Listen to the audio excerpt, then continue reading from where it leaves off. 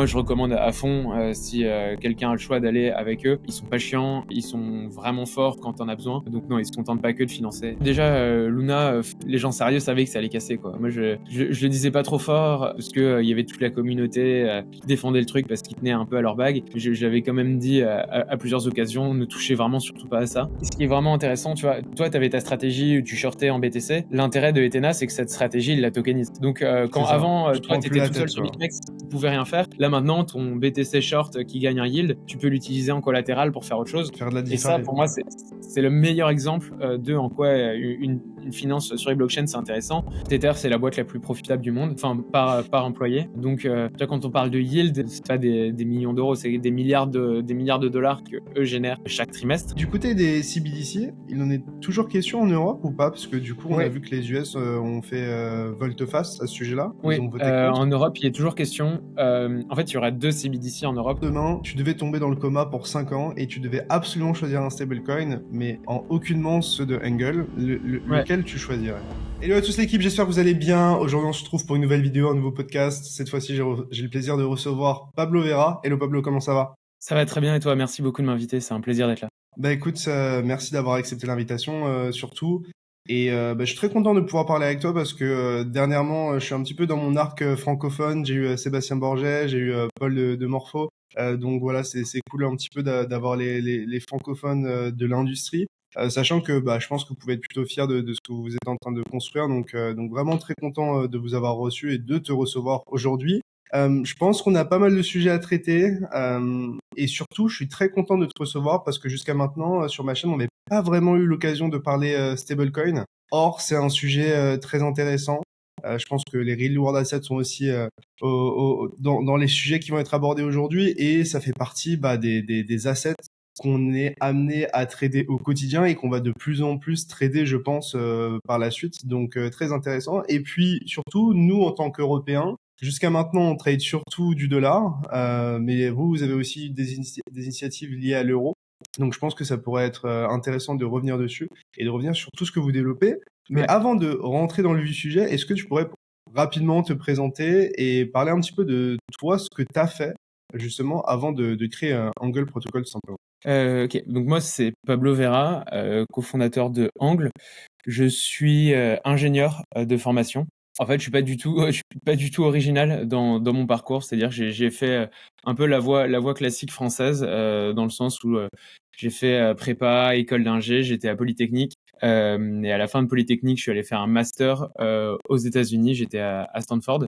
Et je me suis lancé en fait direct après la fin de mes études avec mes associés. On est 3 cofondateurs chez Angle dans le domaine des crypto-monnaies. Donc j'ai un peu connu que ça dans le cadre de ma vie pro. C'est pas si mal. Et même, et même tu vois ce qui a fait que je suis rentré dedans, c'est pas tu vois des hobbies que j'avais sur le côté. J'ai eu 2 cours sur ça. En gros, j'en ai eu un quand j'étais en France, un autre quand j'étais aux États-Unis. Donc c'est pas un truc que je faisais sur le côté à coder de mon côté pendant mes études. C'est vraiment tiens, c'est les cours que j'ai préférés et les domaines qui m'intéressaient le plus. Donc je vais en faire ma voie professionnelle, quoi. Moi, un peu comme dans les gens que tu as côtoyés, il y en a qui aimaient bien de la physique, ils ont fait de la physique. Moi j'aimais bien les blockchains, alors je suis allé faire de la blockchain. C'est déjà pas mal d'avoir des cours de crypto, enfin, tu vois ce que je veux dire? Enfin, c'est pas, Non, tout le monde n'a pas cette chance-là non plus. Donc, et moi j'ai eu la chance d'avoir la version française et la version américaine qui sont c'est marrant de voir la différence d'approche dans les 2 cas, et c'est pour moi une bonne image de comment le système français va être différent du système américain.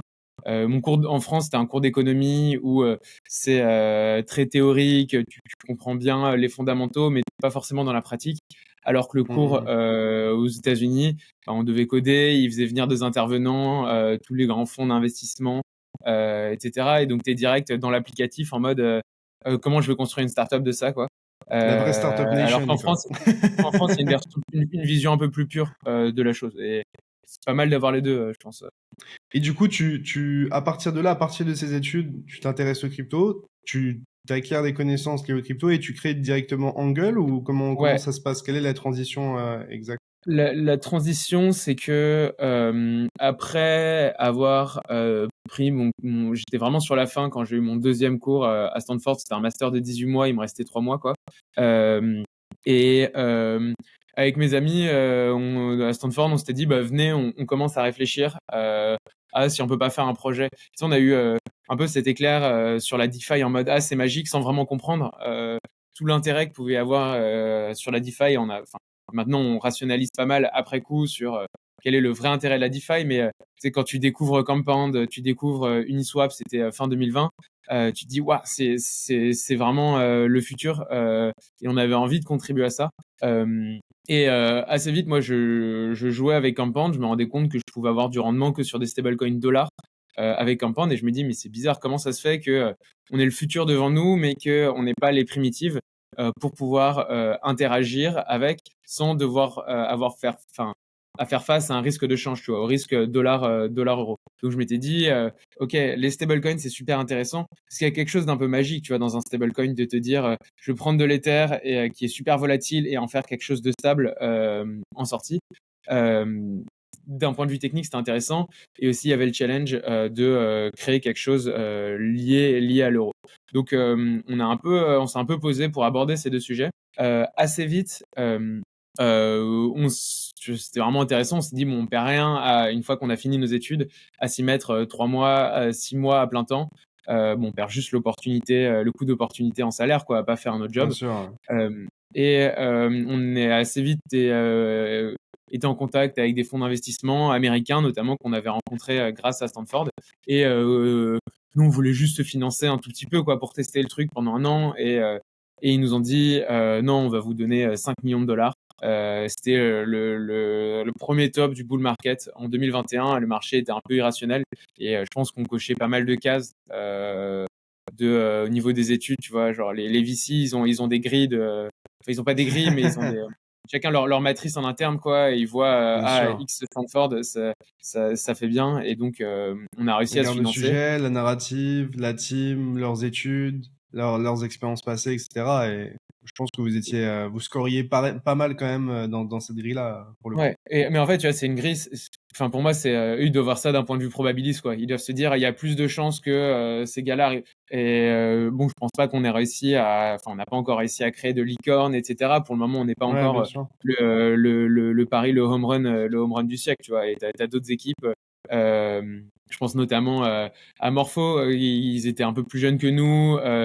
Bon, ils étaient à Télécom, ce qui est quand même, ou Centrale, ce qui sont quand même des excellentes Vous avez écoles tous fait des d'ingénieurs. belles études, hein, qu'on le dise, hein. Et ouais, ouais, non, mais c'est des. Mais bah, pour le moment, ils s'en tirent beaucoup mieux que nous, alors que sur le papier, on partait avec un peu d'avance, quoi. Mm. Donc voilà. Mais on a levé 5 millions, on se dit, bon, bah, ok, c'est notre travail maintenant. Qu'est-ce qu'on fait avec ça et comment on fait le mieux avec ça? On m'expliquait d'ailleurs que voilà, quand tu sors par exemple du MIT ou quoi, et que tu souhaites lancer une boîte et que tu lèves des fonds, etc., tout de suite la valorisation, elle est multipliée, quoi. Et c'est quelque chose qu'on voit beaucoup aux US, c'est-à-dire que peut-être au lieu de commencer à une valorisation où tu seras à 5-10 millions, tu vas peut-être directement pop à 20, 30, 40 millions. J'ai l'impression que c'est un peu le game aux US.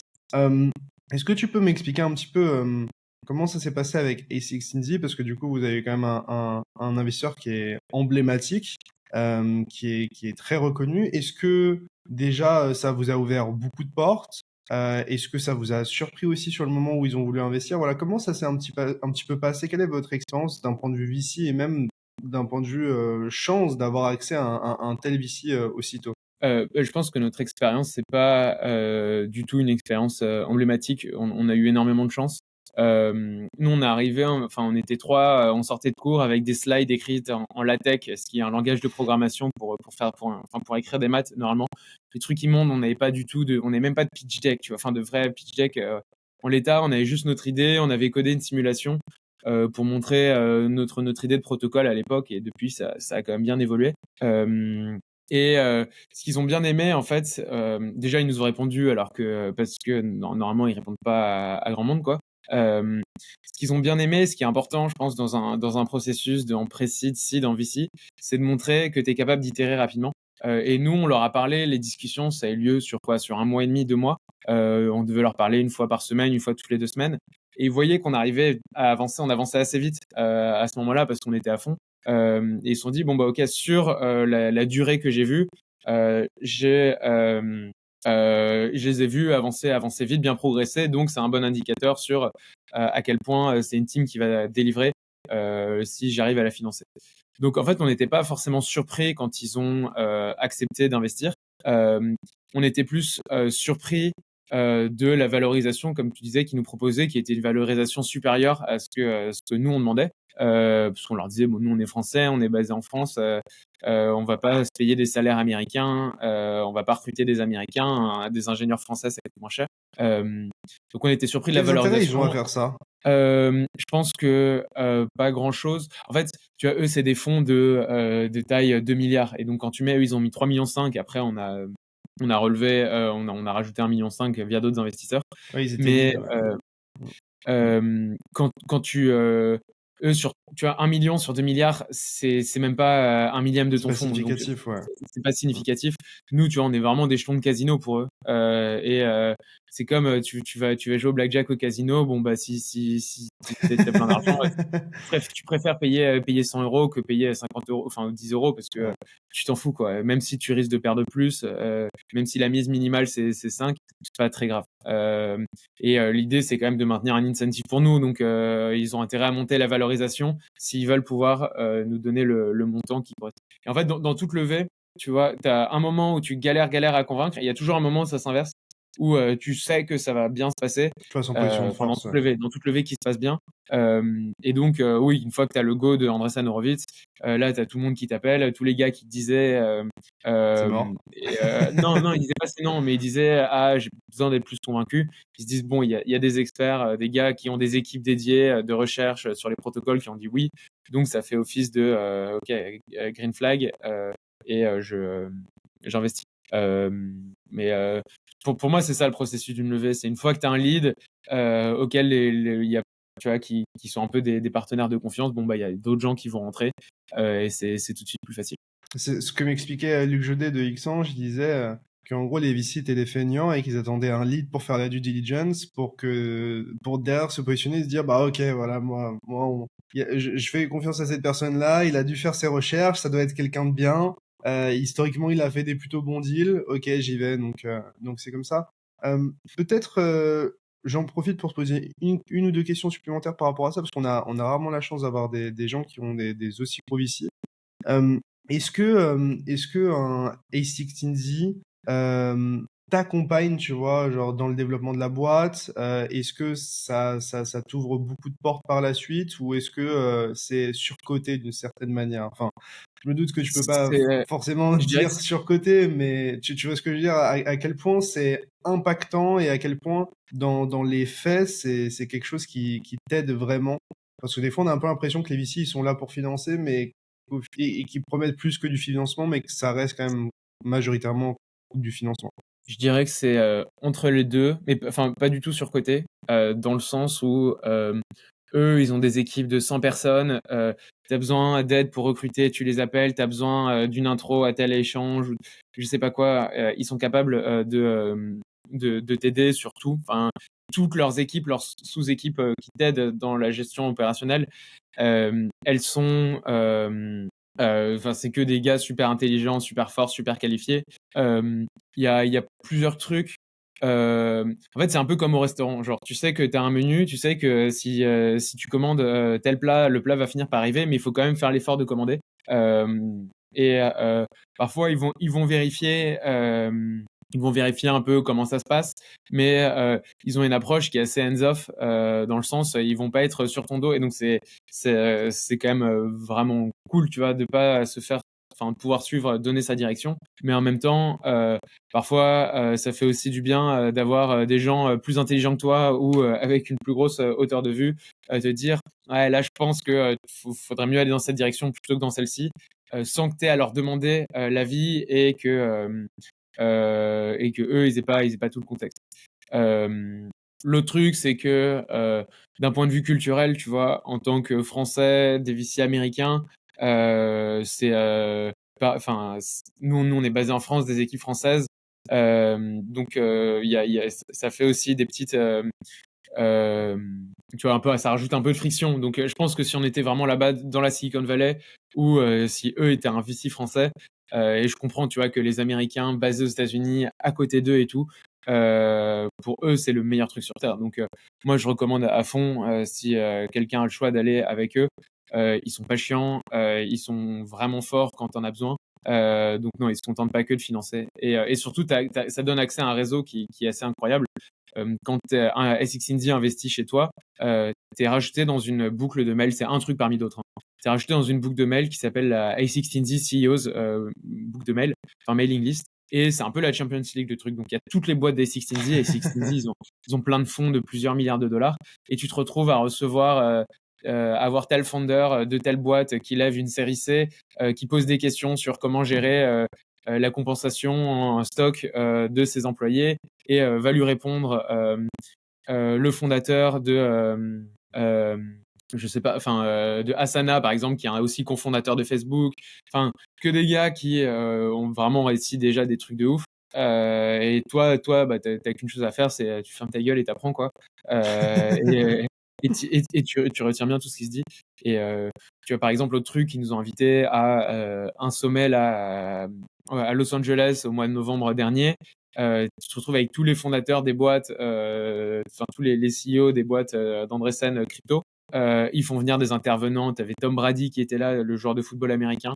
Enfin bref, c'est quand même C'est une autre dimension par rapport aux autres une VC, autre quoi. dimension. Ouais. Il n'y a pas beaucoup de VC, je pense, qui font ça, même dans Et ceux qui ils ont sont les mieux financés.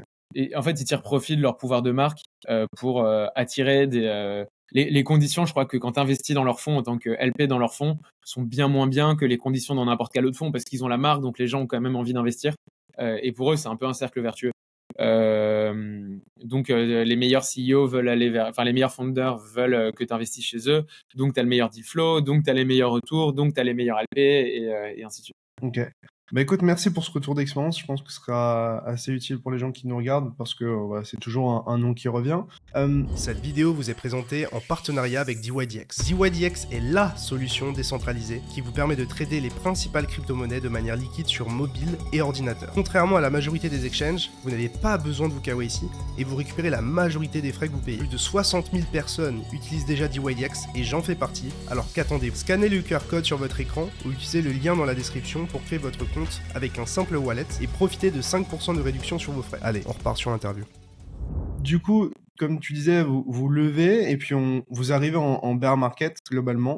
Enfin, je suppose que dans la chronologie, c'est un petit peu ce qui s'est passé. Comment ça s'est passé? Comment tu as vécu ce bear market? Parce que enfin, t'en avais jamais réellement vécu par le passé. Et puis même en tant qu'entrepreneur, ça doit être quelque chose d'assez spécial en crypto, parce que les cryptos, c'est quand même assez saisonnier et très volatile en termes d'intérêt, de traction et tout. Donc, ouais, comment vous avez vécu ça et comment s'est passé un petit peu la création d'Angle en réalité, Donc le développement? nous Angle, dès qu'on a des événements notables, c'est toujours les pics du marché. Donc on a signé notre levée, c'était le 15 mai 2021, c'est le premier pic du bull market. On a lancé le protocole le 3 novembre 2021, c'est le top du top, tu vois, le all-time high Ethereum. Tu me C'est ça préviens qu'on la regarde. prochaine fois, hein. Ouais, et donc on n'avait pas l'expérience forcément tu vois, d'un bull market, comme tu disais. Nous, on était quand même assez nouveau dans l'industrie. Le truc qui est frustrant dans un bull market, c'est que tu vois que toi tu progresses. Enfin, nous, on était et on est encore jeunes en train d'apprendre à ce que c'est lancer un protocole, gérer un produit, gérer du marketing, la communication pour que les gens utilisent ton produit. Et pourtant, tu vois tes chiffres qui se dégradent un peu. Tu vois ta TVL qui chute. Donc, il faut quand même avoir les reins solides et s'accrocher à ça. Et nous, ce à quoi on s'accroche, c'est que moi, j'ai envie de sortir du côté saisonnier et du côté spéculation des cryptos. Enfin, moi, ce qui m'intéresse dans tout ce qu'on fait en DeFi, c'est construire une finance qui est plus efficace que la finance classique. Et d'ailleurs, pour moi, le mot DeFi est un mot qui est mal choisi pour finance décentralisée. Je préfère le terme d'open finance, finance ouverte. Et parce que je pense qu'une finance sur les blockchains, enfin, les blockchains sont un meilleur standard pour construire des applications financières. Et ça, quand tu vois ça comme un standard, hors de toute considération, bull, bear, le Bitcoin, le prix de l'Ether va monter, tu dis, bon, bah, en fait, je construis une infrastructure de marché qui est censé marcher indépendamment de tout ce qui se passe à côté, quoi. Et nous, c'est ça qui nous fait tenir. Moi, la culture du casino, de l'industrie, c'est quelque chose dont on tire parti un peu pour se financer, parce qu'il y a plein d'upside.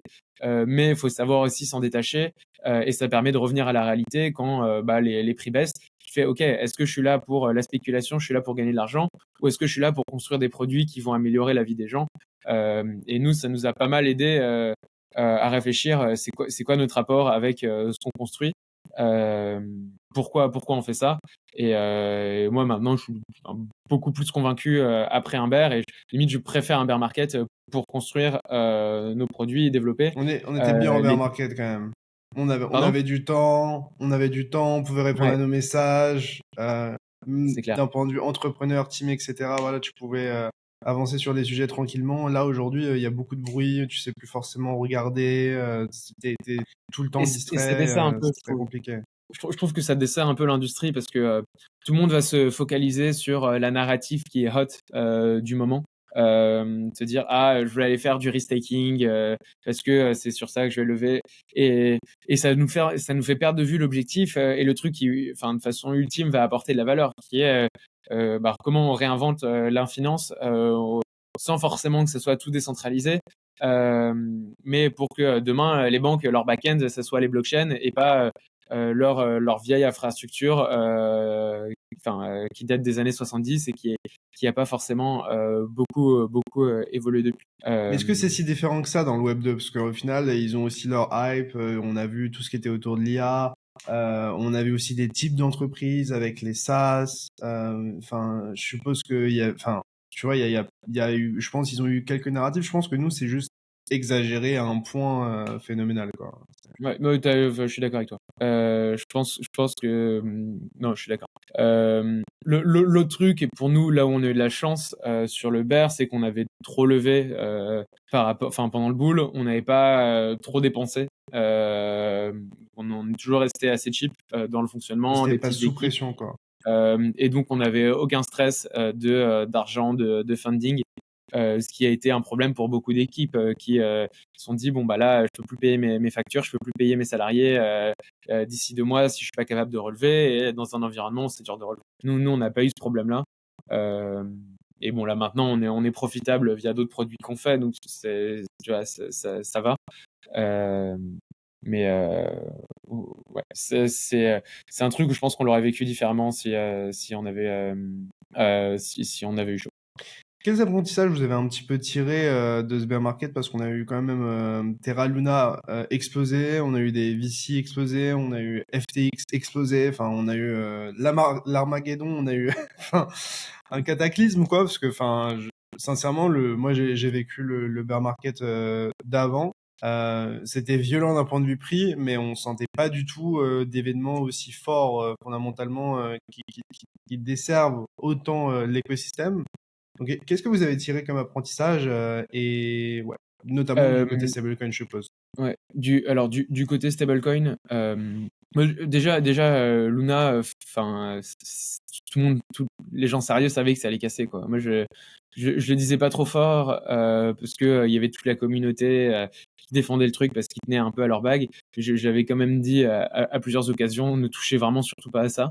FTX, c'était quand même plus surprenant. Euh, Moi, ce que je retiens du bear market, c'est que déjà, faut toujours se mettre dans une situation où, enfin, le fait qu'il y ait des boules, des bear markets et des marchés volatiles, des gens qui pètent, ça force à se mettre quand tu construis en mode antifragile. Comment je construis des systèmes qui peuvent résister aux pires conditions de marché, et ça force à créer des infrastructures qui sont plus robustes que si on n'avait pas eu toutes ces expériences-là. Donc, à la fin, moi, ce que je retiens, c'est que ça fait quand même du bien parce que bon, bah, la mémoire collective, elle s'est un peu tous distribuée. Tout le monde est traumatisé des stablecoins algorithmiques comme ceux comme ceux de Luna.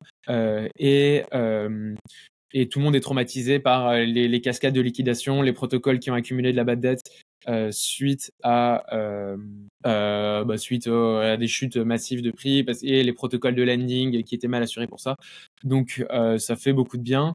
Et l'industrie est mieux maintenant qu'il y a eu un bear market qu'après. Mais donc, c'est, ouais, il faut toujours apprendre.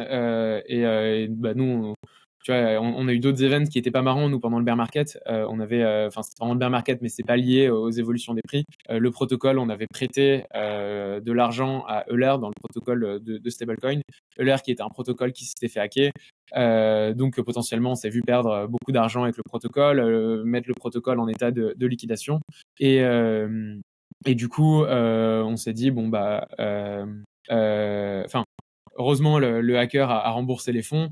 Et donc maintenant, nous, quand on construit, quand on développe des systèmes, on est OK. Je construis en Encore plus partant de du principe que précaution, ça va quoi. péter un jour. Et que La question, c'est pas de savoir le si pire ça va va péter. arriver dans tous Ouais, le les pire cas, va quoi. arriver. Le pire va arriver. On essaie de donner le maximum de garanties à nos utilisateurs que c'est pas si le pire arrive, mais c'est quand le pire arrive. Bon, bah, au moins, ils sont safe et ça se passe bien. Jusqu'à maintenant, on n'a pas présenté proprement ce que c'est Angle Protocol. D'ailleurs, est-ce qu'il faut dire Angle ou Angle? Que je Tu sache dis comme tu quelle est veux. la manière officielle de le dire. Comment toi tu le dis? Toi, tu dis Angle, quoi? Moi, je dis angle en français et angle en anglais quand Ok, je parle. Donc là, ok, on parle en français, donc angle. ok. Il y a pas de Donc, problème. est-ce que tu peux nous en dire plus sur Angle Protocol, ce que c'est exactement? Parce que je me rends compte que depuis tout à l'heure, on parle, mais que peut-être les gens ne sont pas au courant de ce que c'est, tout simplement.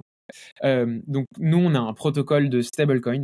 On est derrière deux stablecoins qui sont décentralisés, c'est-à-dire gérés par des smart contracts autonomes. Mais décentralisé ne veut pas dire qu'il n'y a pas de réserve derrière. On a plus en valeur de réserve que de stablecoins en circulation. Notre premier stablecoin qu'on a lancé en 2021 s'appelle l'Euro A. Avant, ça s'appelait l'AG Euro. On a rebrandé. Et on a lancé récemment un stablecoin dollar qui s'appelle l'USDA. Euh, L'intérêt de nos stablecoins, il y en a plusieurs, c'est que on offre du rendement aux détenteurs du stablecoin, rendement qui est tiré du rendement que le protocole gagne sur ses réserves. Dans les réserves du stablecoin, enfin le protocole gagne du yield parce qu'une partie des réserves sont investies dans ce qu'on appelle des real world assets. Dans notre cas, ce sont de la dette d'État tokenisée, de la dette d'État européen dans le cas du stablecoin euro, de la dette Dont des d'État bons du américain, trésor bon, américain. du trésor américain dans le cas du stablecoin dollar. Ça dégage un rendement. Une partie de nos réserves sont aussi prêtées, surtout enfin, dans le cas du stablecoin dollar, ce qui fait que on gagne des taux d'intérêt qui sont payés par les gens qui empruntent Dans la sur DeFi? nos réserves. Pardon? Dans la Ouais. DeFi Euh, ou pas? oui, donc ça dépend. Il y a une partie qui est prêtée en DeFi, mais en gros, on prête sur Morpho les trucs les moins risqués possibles. Et on a nos propres modules, nous, de prêt-emprunt. Donc les gens vont en prêter directement auprès de nous. Donc oui, mais c'est équivalent à faire du prêt pour nous en DeFi. Ok. Et donc sur ça, on dégage un taux d'intérêt. Et en fait, tout ça, le protocole dégage du revenu. Et ce revenu est alloué aux détenteurs du stablecoin. Et donc nous, ce qu'on crée à la fin autour de nos stablecoins, c'est non seulement nos stablecoins, tu peux les voir comme des paniers qui permettent de diversifier entre plein d'autres stablecoins. Tu vois, tu utilises notre stablecoin euro, tu diversifies entre de l'ORC, des bons du trésor, mais tout en touchant le rendement des bons du trésor. Mais ce sont aussi des produits d'épargne qui sont un peu ce qu'on essaie de créer, c'est la version next-gen des produits d'épargne, quoi, comme la version next-gen des livrets A. Tu rentres, tu sors quand tu veux, il n'y a pas de frais d'entrée, pas de frais de sortie, il n'y a pas de plafond. Si tu restes une seconde dans le produit, tu gagnes une seconde de yield. Tu as Super une complète flexi, quoi. Ouais. transparence sur d'où vient le rendement. Tu peux voir, nous, tout notre actif, tu peux voir tout notre passif, tu peux voir combien on gagne sur nos actifs, donc combien le protocole paye à ses passifs. Ça, nos produits principaux. Comme je disais, tu vois, plus tôt, nous, ce qui nous intéresse, c'est de faire en sorte que la finance de demain se fasse sur les blockchains. Donc, tout ce qu'on construit, on regarde, on réfléchit à des choses qui se font dans le monde classique. On se dit comment on peut faire des choses qui marchent mieux parce que ça se base sur une infrastructure DeFi. Donc, les produits d'épargne, c'est une chose. Nous, on travaille pas mal pour améliorer la profondeur des marchés Forex. Donc, marché Forex, échange d'une monnaie à une autre on-chain. Et là, on avait des produits, mais bon, qu'on a mis en pause pour des raisons techniques, qui permettaient de swapper du dollar avec de l'euro, prendre du levier sur du dollar contre de l'euro. On avait ces produits-là avant. Là, maintenant, on est en train de travailler pour permettre à tout le monde d'échanger n'importe quel stablecoin dollar contre n'importe quel stablecoin euro avec, tu vois, des volumes assez élevés à des prix qui sont très, très, très proches des prix sur les marchés Forex. Et à la fin, le but ultime, c'est d'améliorer le monde des paiements transfrontaliers. Quand tu veux envoyer de l'argent de de l'Europe vers les États-Unis et que tu te retrouves à tu sais pas pourquoi ton virement il met 2 jours à arriver, tu comprends pas pourquoi. C'est quand même pas normal et c'est pas normal que tu vois, l'envoi d'argent à travers le monde, ça soit pas quelque chose qui soit atomique ou géré dans la minute comme un virement SEPA. Donc Est-ce ouais. est-ce que c'est qu'une question de liquidité? Le fait d'être, entre guillemets, efficace, faire en sorte de pouvoir échanger n'importe quel stablecoin dollar contre n'importe quel stablecoin euro, ou il y a aussi une dimension technique, tu vois? Quelles sont un petit peu les complexités de votre position d'une certaine manière en tant qu'émetteur de stablecoin euro et dollar? Donc la réponse, c'est les 2. Il y a une question de liquidité parce que si mon stablecoin, euro fait 10 000 000 €, mon stablecoin dollar fait 10 000 000 $, bon, bah, j'aurais du mal à prendre, quelqu'un qui vient avec 100 millions d'euros pour le faire swapper vers 100 millions de dollars, tu vois? Donc ton produit, en l'état, mais bon, on a des façons d'améliorer ça.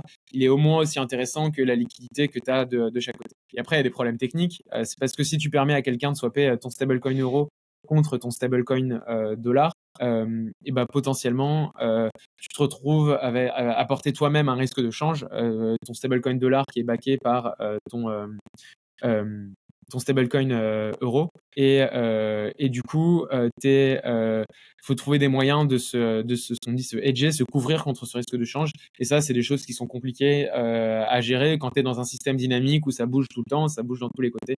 Voilà, donc il y a pas mal de modèles qui permettent d'optimiser tout ça.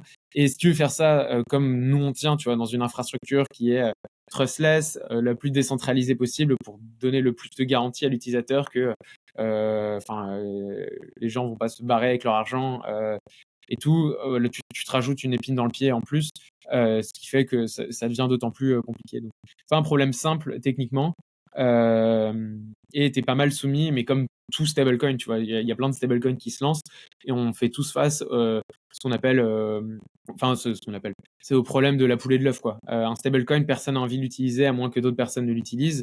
Mais bon, comment des gens commencent à t'utiliser si d'autres personnes t'utilisent pas? Et il faut toujours c'est réussir à créer des effets de réseau, et cetera. Et c'est ça, je dirais, le plus dur dans un stablecoin. C'est vraiment la distribution initiale. Tu vois, lancer un stablecoin, c'est comme lancer un standard, quoi. Mais si je suis le seul à utiliser mon standard, ça a aucun intérêt. Euh, et, euh, tu vois, t'as beau te dire, je vais me réfugier derrière la technique, faire le stablecoin le plus efficace, comme ce que nous, on pense, tu vois, on a la plus belle infrastructure de stablecoin décentralisée du marché. On arrive après Maker, donc c'est normal qu'on améliore un peu après eux au niveau des mécanismes de gestion, au niveau des mécanismes techniques qui sous-tendent le stablecoin. Mais ta technique, c'est rien par rapport à ta distribution. Comment les gens vont pouvoir accéder à ton stablecoin, comment je crée de la demande pour le stablecoin.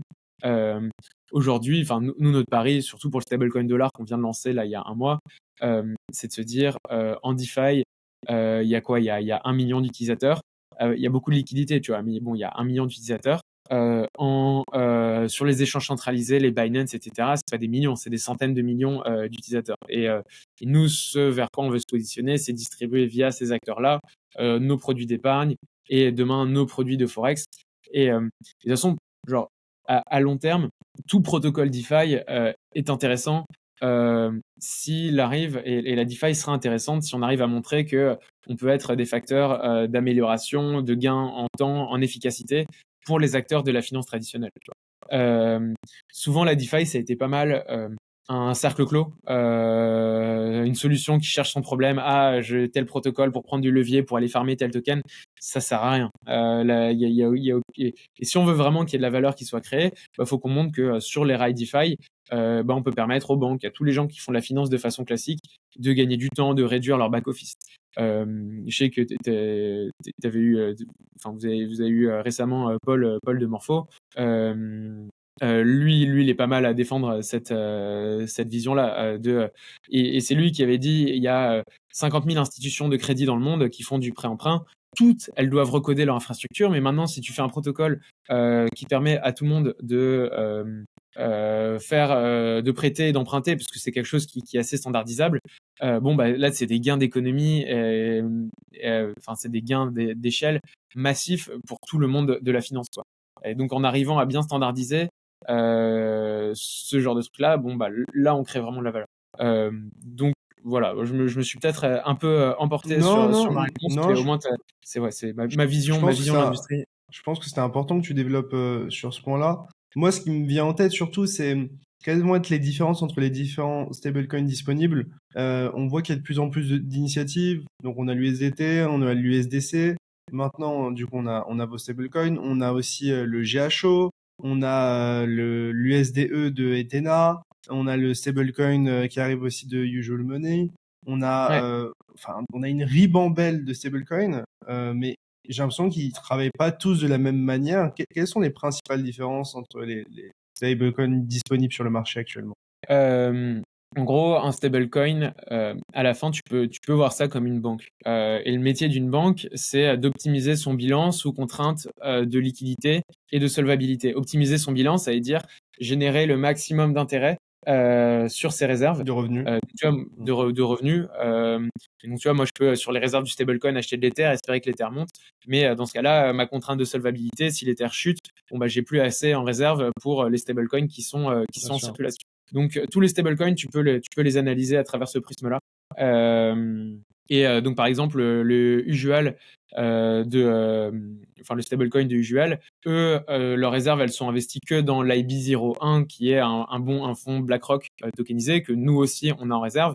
Je dirais que c'est une optimisation assez timide de ces réserves et c'est quelque chose qui est assez peu différencié par rapport enfin, il y a plein de gens, en gros, qui frappent le BIB01.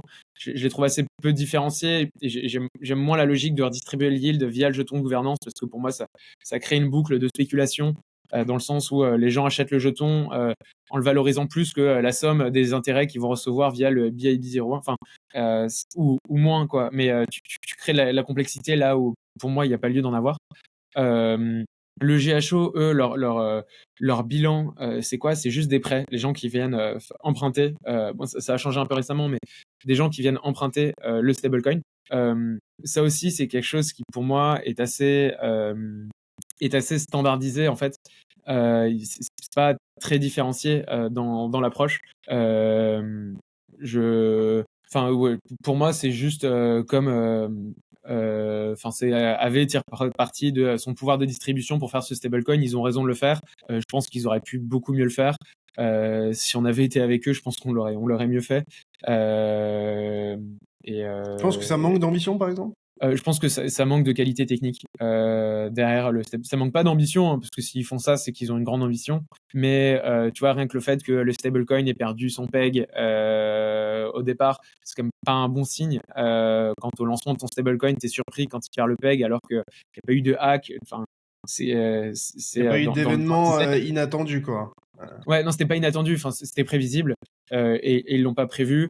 Et je trouve que ça prend du temps un peu pour lancer des choses qui devraient être normalement standardisées. Tu vois, ton stablecoin, avoir une infrastructure cross-chain pour que les gens puissent y accéder à travers différentes chaînes, c'est censé être facile.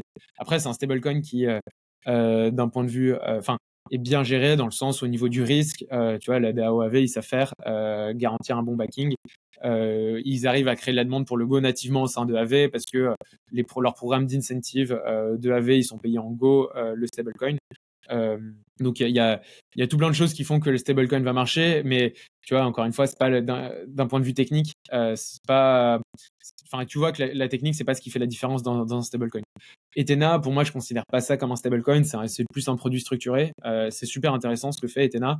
Moi, Il je y trouve a que c'est incroyable. Avant de poursuivre cette vidéo, je t'invite tout simplement à rejoindre mon Discord dans lequel tu peux retrouver plus de 10 000 traders actifs. Dans ce Discord, on parle de nombreuses choses, notamment on va tout simplement partager nos analyses, nos graphiques, sur quoi on spécule, les différents airdrops qu'on farm, Instagram, les news en temps réel qui sont partagées par exemple sur Twitter ou sur différents sites. Enfin bref, c'est vraiment un moyen d'être à jour sur ce qui se passe dans l'écosystème. Et en plus de ça, sur ce Discord-là, je vais partager tout simplement pas mal de données et pas mal de choses que je surveille personnellement, donc des données qui sont importantes à mes yeux et tout simplement moi personnellement ce que je surveille au quotidien. Donc ça permet vraiment d'avoir un suivi en temps réel de moi ce que je regarde et comment je me positionne dans l'écosystème. D'ailleurs, tu peux retrouver mes performances de 2022 et 2023 sur tous les trades que j'ai partagés gratuitement et publiquement. Donc ici, tu as absolument tout le détail avec les positions disponibles de manière transparente, mes positions actives, mon folio, ainsi que tous les trades que personnellement je prends de mon côté avec le suivi de comment je déplace mon stop loss, comment j'ajuste mon risque, comment je me positionne, etc. J'espère que ça vous plaira. Tout est gratuit. Je vous invite à rejoindre. Tout sera en description, en commentaire épinglé. Et maintenant, place à la vidéo. Enfin, moi, je trouve que c'est un des yields les plus natifs de la crypto, quoi. Parce qu'on parle, avec les stablecoins actuellement, on est en mode, globalement, on met de l'argent, on prête de l'argent aux États-Unis et ils nous payent. C'est le système traditionnel, mais le yield, il vient pas de la crypto. C'est pas un produit qui est 100% crypto en réalité. Là où Ethena, en soi, est 100% basé sur de la crypto et a un yield 100% qui provient de la crypto d'une certaine manière. Je sais pas. C'est clair. C'est clair, mais du coup, ça, tu vois, ça peut être capé, quoi. Là, ils sont à 2 milliards. Il y a pas de problème. Plus ils sont populaires, moins le yield va être important, puisque le funding va baisser, va se neutraliser. Enfin, c'est bon pour le marché d'ailleurs en tant que spéculateur et trader de dérivés, parce que c'est-à-dire que les fundings globalement vont être de plus en plus neutres. Et ça veut dire que les prix des dérivés vont se rapprocher de plus en plus du spot, donc c'est quelque chose qui rend le marché plus efficient, mais plus la solution est popularisée, moins elle est attirante en soi, ce qui est problématique.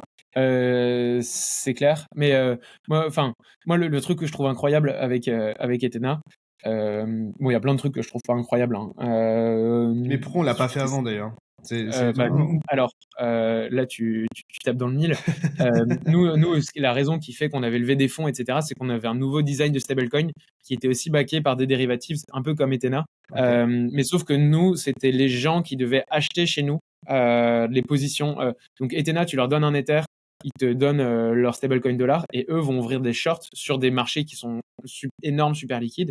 Alors que nous, tu nous donnais un Ether, on prenait de l'USD en fait, mais pour l'exemple, tu nous donnais un Ether, on te donnait notre euro et on attendait que les gens viennent ouvrir chez nous des positions longues Ether pour que le protocole soit neutre. Et donc en fait, c'est une idée qui était là depuis longtemps.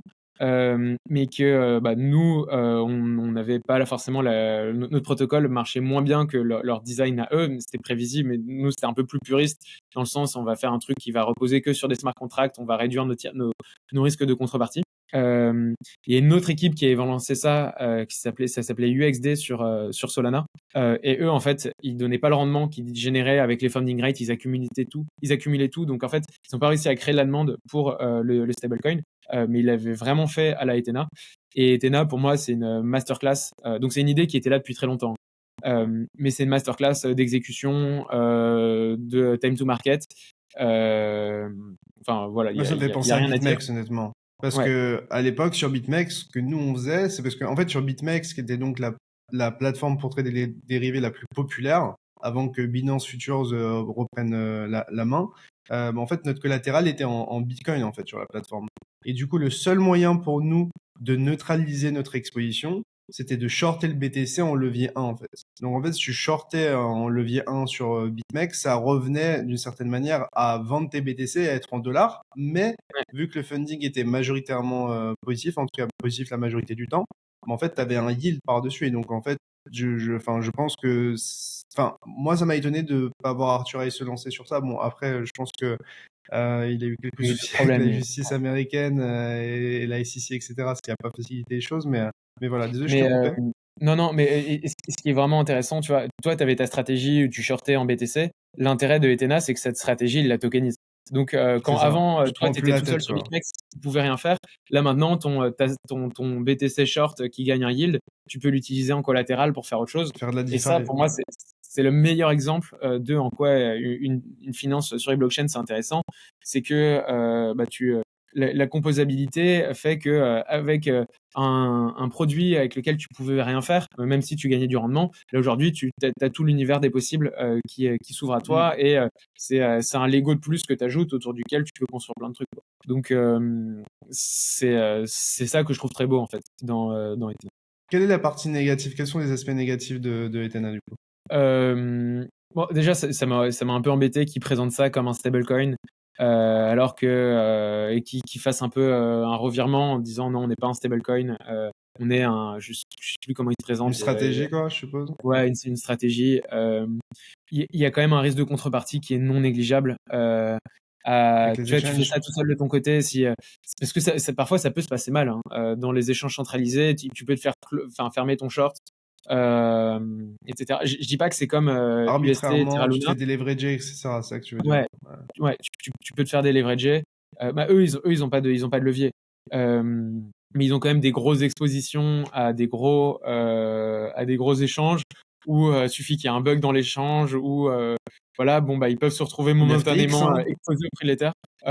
Ouais, un FTX. Non, parce que eux leur argent, il est gardé chez des custodians c'est pas directement sur les échanges.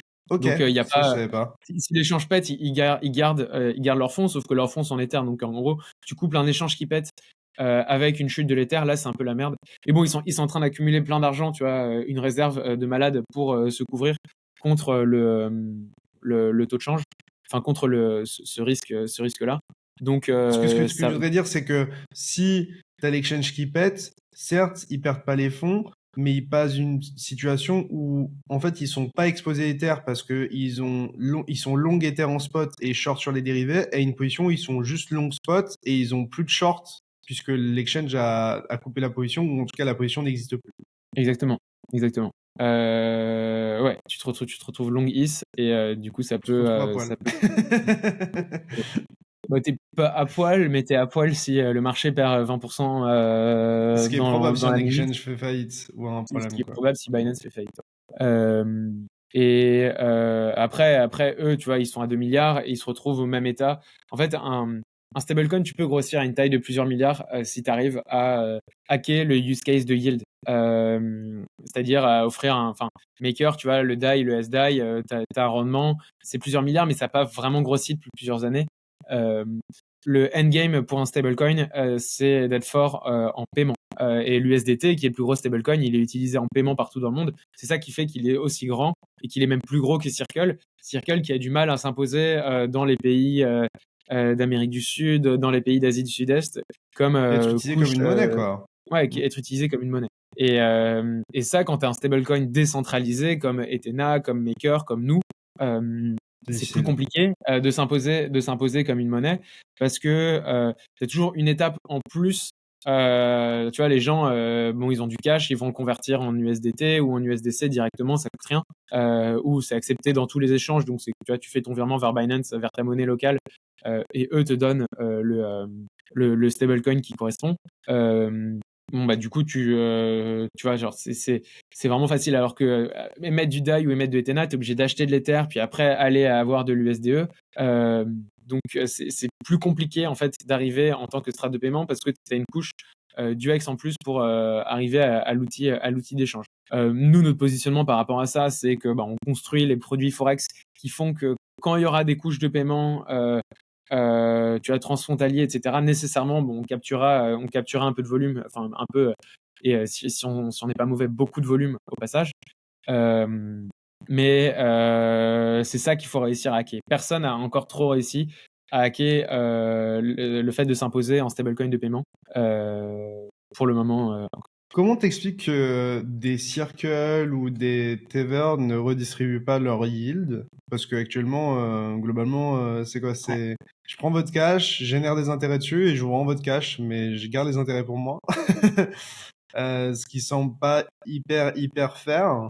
Bon après, c'est ce que les banques font, hein, la majorité du temps. De quel œil tu vois ça? Pourquoi ils redistribuent ça? Est-ce que c'est uniquement légalement et d'un point de vue régulation? Est-ce que tôt ou tard ça va changer drastiquement? J'ai l'impression que Circle sont aussi un peu associés à Coinbase pour redistribuer une partie du yield, non? Enfin, J'ai est-ce que tu peux l'impression, faire ouais. peut-être un état des lieux de ce yield généré par les stablecoins et de comment il est redistribué ou pas, et est-ce que c'est possible en fait légalement pour des grosses entités comme eux de le faire?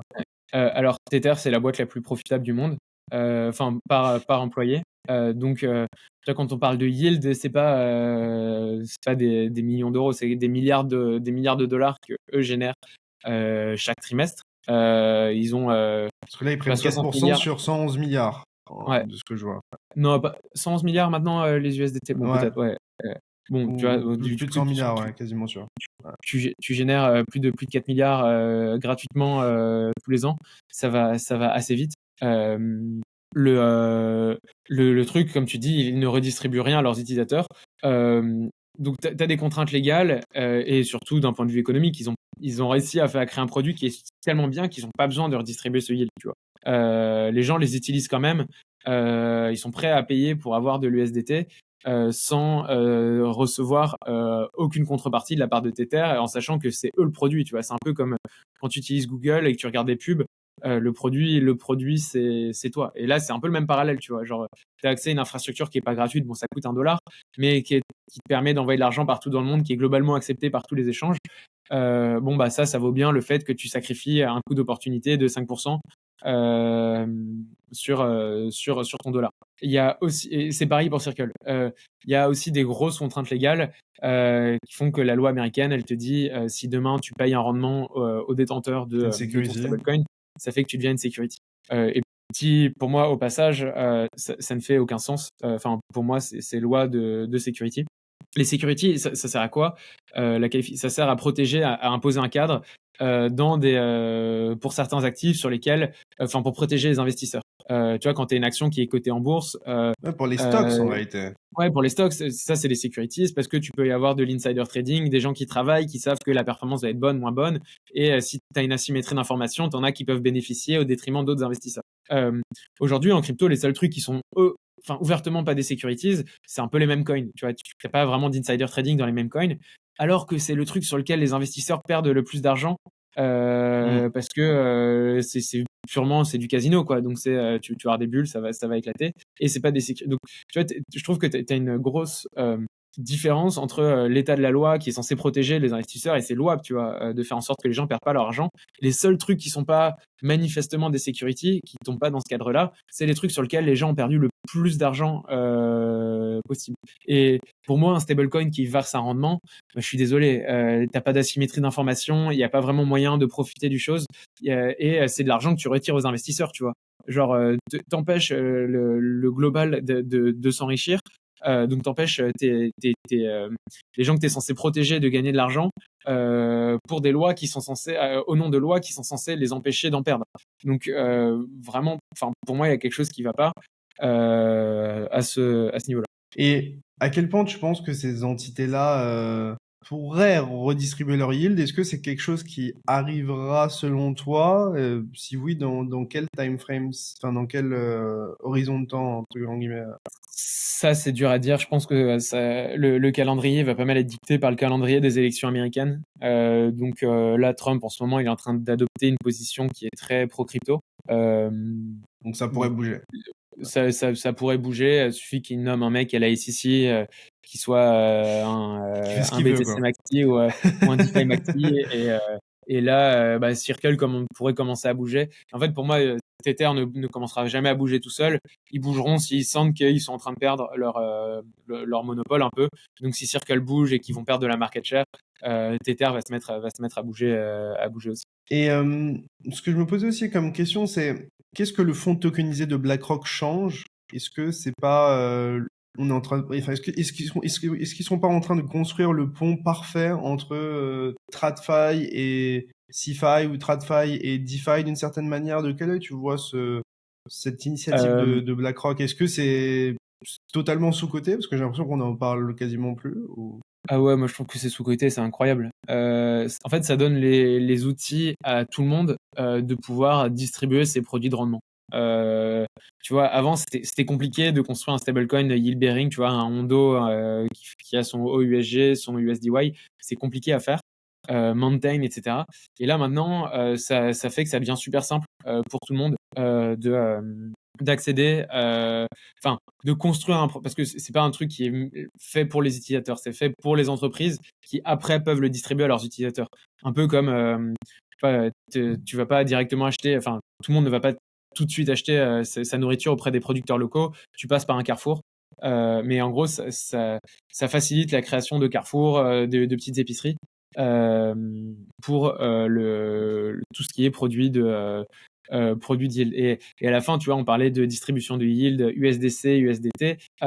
Bah, si ça Parce que c'est pas commodifie, BlackRock en qui fait, peut les bouffer d'une c'est certaine pas, manière. mais en fait, BlackRock à la fin, ils gagnent quand même, parce que BlackRock, c'est eux qui sont derrière Circle, donc tout l'argent de Circle, il est chez BlackRock, et ça m'étonnerait pas qu'il y ait une bonne partie de l'argent euh, comment il s'appelle, de Tether De qui soit Tether? aussi chez BlackRock. Ouais, ouais. Donc à la fin, ça va quand même bien se passer. Intéressant. Et du coup, pour ceux qui proposent une certaine redistribution de yield sur les stablecoins actuellement, c'est parce qu'ils ont pas de user américain officiellement, c'est ça? Enfin, Ouais, pas d'user sous américain, condition de pas de user américain? pas d'user américain officiellement. Et t'as aussi pas de. Enfin, c'est ton seul instrument de croissance, tu vois. Genre, si t'as pas la distribution, si t'as pas les effets de réseau, bon, bah, faut quand même que tu puisses attirer des utilisateurs. Et en gros, si tu te lances avec ça, c'est que tu vas attirer plus de personnes que si tu as ton stablecoin sur lequel tu donnes rien, tu vois. Pour moi, aujourd'hui, faut même pas, c'est impensable de lancer un stablecoin sans offrir un yield natif aux détenteurs du stablecoin. Et donc, à cet égard, il faut distribuer ces stablecoins aux utilisateurs américains. Du côté des yields qu'on peut voir chez Ethena ou même qu'on peut voir avec les bons du Trésor américain, à quoi on peut s'attendre les prochaines années? Parce que si on passe en bear market, Ethena se fait manger par les fundings qui pourraient passer négatifs à certains moments. Est-ce qu'ils seraient capables d'ajuster leur position et d'être parfaitement hedgés même dans un environnement où on a des fundings négatifs? Et aussi, qu'en est-il des taux directeurs? Si les taux directeurs baissent, du côté de la Fed ou même de la BCE, on risque d'avoir des bons du trésor américain ou de la dette européenne, etc., qui rapportent moins. Du coup, je suppose que les produits et les rendements qui seront générés par les stablecoins seront moins importants. Enfin, comment les stablecoins et toutes ces sociétés autour de ça, y compris vous, ou protocole, allaient évoluer en fait avec cet environnement qui va changer, quoi. Alors, tu vois, pour nous, le point, enfin, je pense qu'à la fin, aujourd'hui, on parle de taux DeFi et de taux TradFi.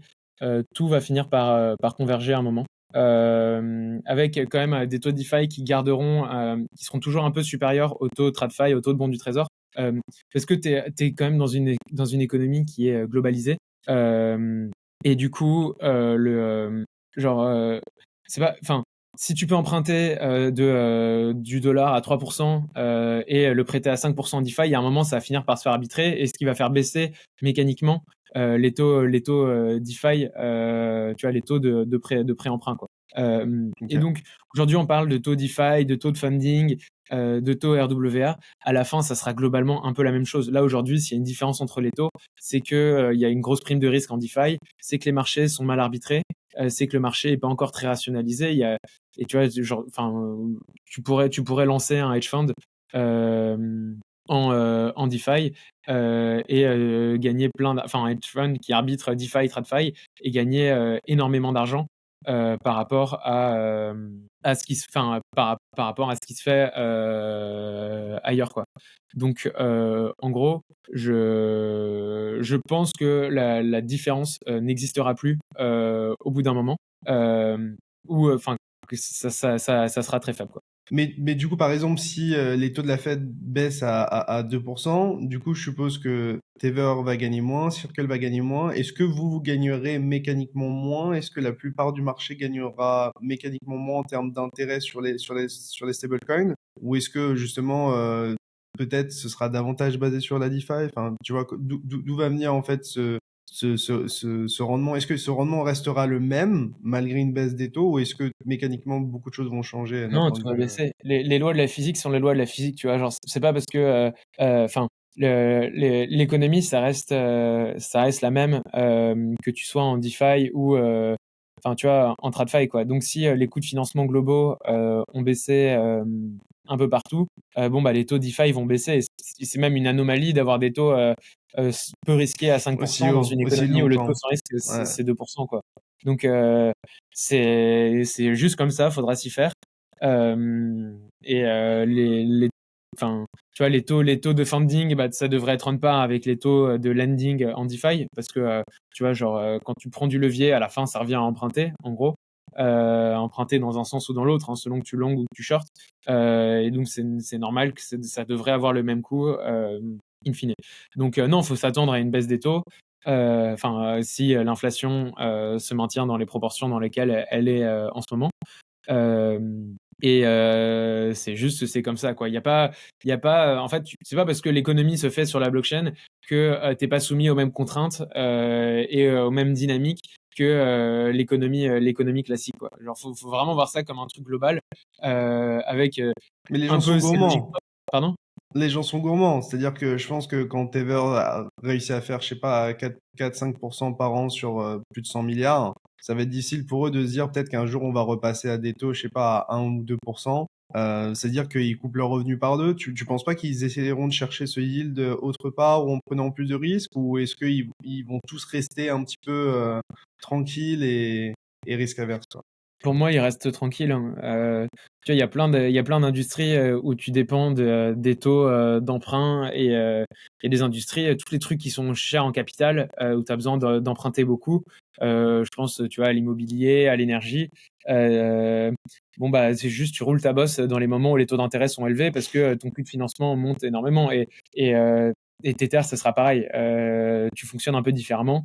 Et tu es suffisamment toi, tu peux prévoir les choses en avance pour savoir que quand les marchés, pour savoir que quand tu as des circonstances de marché exceptionnelles comme en ce moment pour eux, tu mets de côté pour le moment où ça sera un peu plus difficile.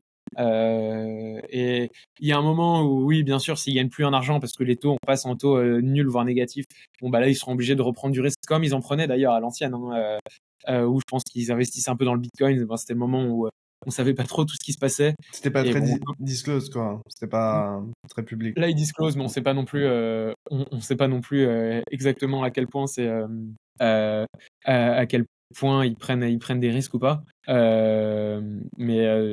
coup, Mm. t'es quand même, oui, ils reprendront peut-être des risques à ce niveau-là où ils auront mis suffisamment de côté en sachant que des gens meilleurs vont arriver. Mais pour moi, maintenant, c'est propre à leur activité, quoi. Et s'ils recommencent à prendre trop de risques, là, on les a laissés faire avant. Maintenant, pour moi, ils sont quand même beaucoup plus scrutés qu'il y a 4-5 ans, Tether, parce que c'est beaucoup plus gros. Et là, il y a un risque que les régulateurs américains viennent contre eux à ce moment-là. Parce que là, tu vois, les Américains ne s'en prennent pas à Tether parce que c'est les plus gros détenteurs de securities. Donc, c'est pas les plus gros, mais c'est parmi les plus gros. Ils Et donc, financent le gouvernement, globalement. ouais, s'ils sont pas là, il n'y a plus personne pour acheter la dette américaine. Donc, l'État américain, il pourra plus financer, je sais pas les retraites, mais C'est un des c'est plus des gros autoroutes. détenteurs de dette américaine, c'est clair. Je crois Ouais, que c'était le je crois qu'ils 8e, sont, le 7e, euh, j'avais vu ça. plus si c'est 8 ou 20, tu vois, mais bon, déjà être 20, c'est déjà énorme, quoi. C'est déjà énorme. Je voulais te poser une question un peu tricky, mais imaginons demain, tu devais tomber dans le coma pour 5 ans et tu devais absolument choisir un stablecoin, mais en aucunement ceux de Angle. Ouais. Lequel tu choisirais? Ou lequel tu choisirais? Parce que globalement, ça revient à décider de quels sont les plus solides selon toi, quoi. Je prendrais le Beedle de BlackRock, enfin, donc le produit, le stablecoin yield bearing, parce que c'est le sous-jacent de tous les Mais autres stablecoins. il est pas accessible du retail, si? Il n'est pas accessible du retail. Non, il n'est pas accessible au retail. Dans ce cas-là, je prendrais l'USDC. Parce que l'USDC, c'est du Beedle wrappé. Ok, ok. Clair, net. Ou Merci. non, tu vois, si je veux être puriste, je te dirais que je prendrais du LUSD. Mais bon, tu vois, je pense pas que dans 5 Moi, ans, je il mettrais pas soit. ma vie sur le LUSD, hein, je sais pas toi, mais Oui, mais 5 ans en crypto, c'est il a 30 ans en montré qu'il était, TradFi, quoi. qu'il était pas fragile. Mais dans ce cas-là, non, le Circle, le USDC, ça va être une boîte cotée en bourse. Tu vois, c'est un Ça mastodonte devrait quand bien même. aller. C'est des Américains. On croise les doigts. Après, ce qui me fait peur avec eux, c'est qu'ils dépensent trop d'argent, quoi. Genre là, à la Paris Blockchain Week, t'avais 20 mecs de la Team Circle, tout frais payé depuis les États-Unis. Jérémy Bah après, Allaire, il se quand tu fais baladait des avec ses milliards à 5 gardes l'année, d'or. ouais. Tu vois, genre, enfin, je sais pas quel est leur burn, mais ça va être assez conséquent. Bon, après, quand tu vois les revenus d'un Tever, tu te dis que voilà, ils peuvent taper dedans et il faudra un bon moment avant de tout claquer, quoi. Ouais. Euh, Aussi. Plus du côté européen, on va avoir Mika. Qu'est-ce que ça va changer pour l'industrie et qu'est-ce que ça pourrait changer même pour vous? Donc Mika, ça fournit des règles très claires pour les acteurs plus centralisés de comment ils doivent interagir avec les crypto-monnaies. Pour nous, donc en fait, c'est plus de clarté réglementaire et ça fait que, enfin, en gros, les acteurs qui seront vraiment distribués, qui resteront en Europe, ils devront tous se conformer aux mêmes règles, donc ça fait plus de protection pour l'utilisateur. J'ai peur que ça crée quand même un peu de bruit parce que dès que tu mets du légal, dès que tu mets des licences, tu vois, tout le monde met regulated, registered, in machin. C'est même jamais clair pour moi. Moi, je suis pas la personne la plus au fait de tout ce qui est de toutes les licences et tout. Et donc, potentiellement, enfin, tu te retrouves, ça peut créer du bruit en mode ah, il est Mika, il a le PSAN, ah, il est registered Legit. AMF, tu vois. Enfin, et, tu rajoutes un set de régulation en plus. Donc, ça peut complexifier la compréhension, mais à la fin, c'est quand même pour le mieux parce que je pense que ceux qui ne respectent pas Mika vont quand même, ça risque de mal se passer pour eux quoi en Europe. Ça fournit une clarté qui bénéficie aux projets centralisés, mais qui ne bénéficie pas aux projets décentralisés comme les nôtres, parce que la DeFi est exemptée, enfin, et n'est pas prise en compte par Mika. Encadré. Donc, Ouais. nous, en l'état, ça change rien pour nous. Faudra qu'on voit d'ici 2 ans quand il y a Mika 2 qui sort pour voir comment on évolue avec avec le protocole. Mais est-ce que ça va Ouais. avoir une incidence sur les stablecoins? Est-ce que ça veut dire Ouais. davantage de stablecoins euros par exemple sur les exchanges? Comment ça va se passer? Donc, en fait, Mika, les stablecoins Mika compliant, ça marche pour stablecoin euro, stablecoin dollar. Les échanges, ils attendaient un peu Mika avant de lister des stablecoins euros. Là, maintenant, il y aura plus de paires euros, mais l'intérêt d'avoir un stablecoin à la fin sur un échange, c'est juste que quand tu vends ton Bitcoin, tu restes en stablecoin et t'as pas à déclarer ta vente. Donc, pour moi, c'est un pur artifice comptable, tu vois. Genre, les échanges, ils se porteraient beaucoup mieux si leur paire BTC euro, BTC USD. En fait, dans le euro, ils incluent un basket de différents stablecoins, tu vois. Genre, que du point de vue de l'échange, avoir un USD, un USDC ou un USDP de Paxos, ce soit la même chose pour eux et t'évites la fragmentation des paires de liquidités. Ça, c'est beaucoup plus efficace pour tout le monde. Mais donc peut-être plus de stablecoin et donc ça peut-être plus de fragmentation de liquidité. Le truc, c'est que les règles qui sont imposées aux stablecoins, aux e-money, ne sont pas forcément des règles qui font beaucoup de sens. On comprend, tu vois, l'esprit du régulateur qui a voulu faire en sorte que les stablecoins ne fassent pas n'importe quoi avec leurs réserves. Le problème, c'est qu'ils imposent qu'il y ait beaucoup d'argent qui reste en banque. Mais souvent, l'argent en banque, c'est moins safe que l'argent qui est investi dans des bons du trésor. Parce que la banque, elle fait faillite. Les banques font plus souvent faillite que les États. Et donc, t'es mieux avoir un bon du trésor qu'avoir de l'argent en banque bien souvent. Voilà. Et ça fait que potentiellement, enfin, et l'autre truc que je trouve dommage pour les stablecoins, c'est que, en tout cas, on parlait tout à l'heure d'un stablecoin qui est une security ou pas. Tu vois, les stablecoins dollars qui payent le rendement. Mika, ça interdit tout simplement aux stablecoins euros de donner du rendement. Et ça, je trouve enfin, c'est très dommage parce que c'est un coût d'opportunité que tu laisses à tes utilisateurs. Enfin, demain, dans un monde idéal, tout le monde devrait pouvoir payer Pourquoi avec de l'empêcher? l'euro. Pardon? Pourquoi l'empêcher? Je pense que c'est pour empêcher, désinciter la bataille sur le yield et donc sur la prise de risque au niveau des réserves et faire en sorte que les utilisateurs ne finissent pas à cause en poussant trop à prendre le risque. Ouais, mais À, c'est-à-dire que l'Europe pousse les users à se faire voler ouvertement. Enfin, d'une certaine enfin, façon. D'une certaine façon. enfin, Mais c'est du bon, un peu comme vol. les Enfin, genre, États-Unis, c'est pareil. Hein. enfin, je C'est sais pareil pas, aussi. t'as ton argent, on fait de l'intérêt sur ton argent, mais t'as pas le droit de le toucher. Enfin, c'est une folie de dire ça, hein. Enfin, Je suis d'accord. J'ai du mal à comprendre parfois. Ça a l'air pas très cohérent.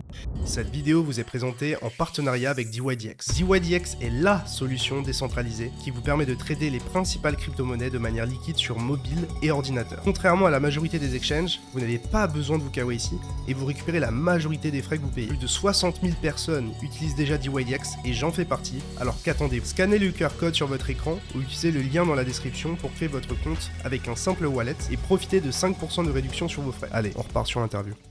Mais et du côté des CBDC, il en est toujours question en Europe ou pas? Parce que du coup, on a vu que les US ont fait volte-face à ce sujet-là. Ils Oui, ont voté contre. en Europe, il est toujours question. En fait, il y aurait 2 CBDC en Europe. Enfin, c'est l'État en ce moment, quoi. Il y aurait le fait que chacun puisse avoir son compte auprès de la banque centrale. Ça serait un stablecoin sur blockchain privé, donc sur blockchain géré par la banque centrale, pas sur blockchain public. Un peu comme un Lydia, mais tu es direct auprès de la banque centrale, donc c'est pas mal. Ça serait comme du Tu penses cash que en ça soi. verra vraiment le jour? Pas tout de suite, hein. Je pense qu'ils sont pas prêts avant 6-7 ans et encore. L'autre truc, c'est il y aura peut-être une autre CBDC, mais ça sera pas de la monnaie retail, ça sera pour l'argent interbancaire. Et ça pourrait être sur blockchain public. Mais bon, ils sont encore en train de faire les appels d'offres, à concevoir tout le produit, à quoi ça va ressembler. On n'y est pas du tout encore, et je pense que eux ne savent pas où ils veulent aller. Même si on a des États-Unis qui ont voté contre des CBDC, est-ce qu'il n'y a pas un peu une stratégie sous-jacente un peu cachée, dans le sens où on voit un Circle retourner aux États-Unis? Bon, je suppose que c'est associé à une IPO, mais on voit régulièrement que le Circle et Tether collaborent avec le FBI. Ils doivent être très très probablement affiliés ou assez proches du gouvernement américain. Voilà. Est-ce qu'il y a une stratégie un petit peu cachée du gouvernement américain à ce sujet-là, et est-ce qu'il y a des liens qui sont un peu plus profonds que on peut le croire, selon toi? Je sais pas du tout. Je pense que T'as peut-être oui. des opinions personnelles, des suppositions, des Non. théories? Bah, les subventions, ils les payent déjà, et ils payent des milliards de dollars de subventions à Tether en bon du trésor. Donc, je pense qu'ils n'ont pas besoin de les subventionner outre mesure, parce que c'est déjà, enfin, tous leurs revenus viennent déjà de l'État américain. Non, bien sûr, mais plutôt des suppositions, je veux dire, Ouais. Non, non. Oui, c'est peut-être que la SEC a dû leur faire comprendre que s'ils étaient domiciliés en Irlande, ils les laisseraient pas, ils les feraient sur l'entrée en bourse.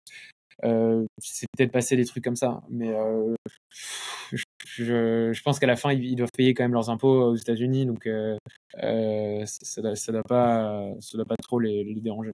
Est-ce que vous, personnellement, Pardon? vous échangez un peu avec le gouvernement français, avec la BCE, avec la Banque de France, tu vois, ce genre Ouais, ouais, d'entité? ouais. Comment ça se passe? Bah, on se connaît, quoi. Enfin, moi, je connais les gens à la Banque de France qui réfléchissent à ces sujets-là. J'ai déjà rencontré des gens à l'AMF, des gens au Trésor.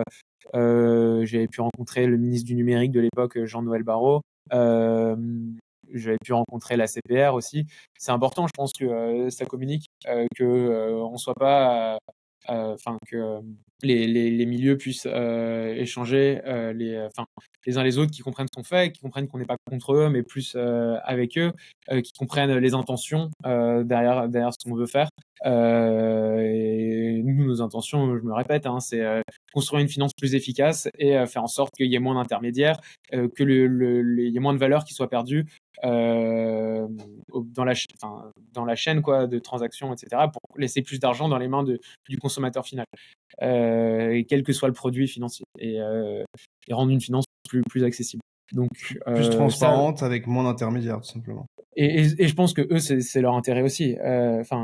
Pour moi, les intérêts, ils sont très alignés entre notre succès, enfin le succès de la DeFi, et la mission de la CPR, de l'AMF.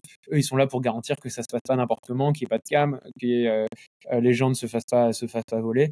À juste titre, enfin, moi, je les trouve plutôt intelligents, les gens de la CPR, de l'AMF. Parfois, ils réagissent peut-être un peu avec un temps de retard, mais bon, c'est quand même des gens qui ont des bonnes intentions. Comme la plupart des Contrairement à la régulateurs, SEC, en où réalité, parfois hein. tu as du mal à comprendre leurs intentions, tu as du mal à comprendre leur rationnel. Eux, ouais, j'en pense du bien, quoi. Ça marche. Écoute, je t'ai déjà pris beaucoup de temps. J'aimerais peut-être clôturer cette interview, cet épisode, avec ce que vous prévoyez un petit peu de développer et de faire sur les prochaines semaines, prochains mois du côté de Angle. Quels sont les sujets d'actualité de votre côté? Est-ce qu'il est question de real world assets? Est-ce qu'il est question d'autres choses? J'avoue qu'on n'a pas encore pu trop en parler. Nous, donc il est surtout question d'amélioration de la liquidité de nos produits d'épargne. Aujourd'hui, tu vois, tu veux accéder à un rendement en dollars, ça se fait beaucoup sur Ethereum, c'est très soit c'est permissionless, soit c'est permission, tu as besoin d'avoir fait un KYC. Nous, on veut rendre l'accès à nos produits d'épargne facile, gratuit pour tout le monde sur n'importe quelle chaîne, et que tu puisses rentrer avec n'importe quel actif, genre de l'USDC ou de l'USDT, très facilement. Et donc, on est en train de développer des systèmes pour te permettre de rentrer, je sais pas, sur Optimism, sur Base, un USDC, boum, tu rentres dans notre produit d'épargne, tu sors quand tu veux, aucun frais de transaction, et vraiment créer la meilleure expérience d'épargne possible pour les utilisateurs, de gain de yield, et la plus transparente aussi. C'est le premier truc. Et après, nous, notre mission, c'est de créer les rails Forex. Et donc ça, c'est des choses qui sont peut-être moins visibles pour les utilisateurs, mais on a pas mal de choses dans le pipe à ce niveau. Ok. On a un autre produit d'ailleurs dont on n'a pas du tout parlé. On opère avec Angle Labs, qui n'est pas lié au protocole, qu'on Merkle? développe, qui s'appelle Merkle. C'est un produit qui est géré par une équipe distincte chez nous. Merkle, qu'est-ce qu'on fait? On travaille avec toutes les fondations, les DAO, les protocoles, même des entreprises sur leur croissance, ce qu'on appelle leurs incentives, donc l'argent, les incitations qu'ils donnent aux fournisseurs de liquidités pour utiliser leur protocole. Bref, on est la plus grosse plateforme comme ça à ce jour, et on se développe au quotidien, quoi. On rajoute des nouvelles opportunités, des nouveaux protocoles qui viennent sur Merkle. Donc en gros, si vous avez de l'argent à faire travailler en DeFi, vous savez pas où le mettre, vous cherchez des bonnes opportunités sans prendre de risque de smart contract en plus, faut aller sur app.merkle.xyz.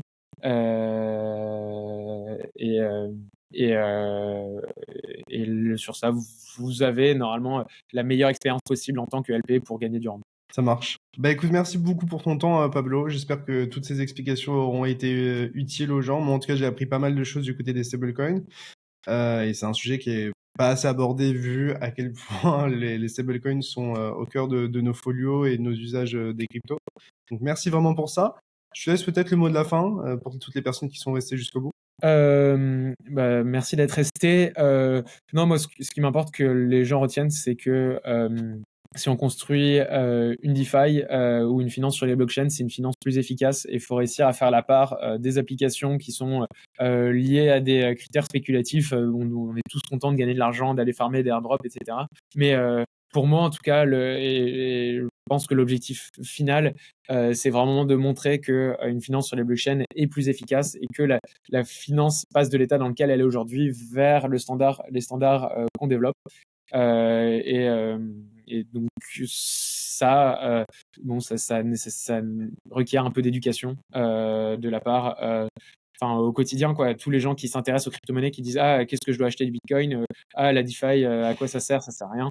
Bon, au moins, si vous avez cette réponse à leur donner, et que vous êtes capable de l'illustrer via par exemple, ce dont on parlait tout à l'heure avec Ethena, le fait d'avoir une stratégie de yield qui est tokenisée, qui permet de pouvoir emprunter avec, et donc multiplier les cas d'utilisation, ce qui serait impossible à faire dans un monde financier classique. Au moins, vous devenez des alliés de l'expansion de la DeFi globalement, et de l'acceptation dans la tête des personnes qui sont réticentes face à l'émergence de ces industries. Merci à toi. On se retrouve très vite, c'était Bixou. Merci.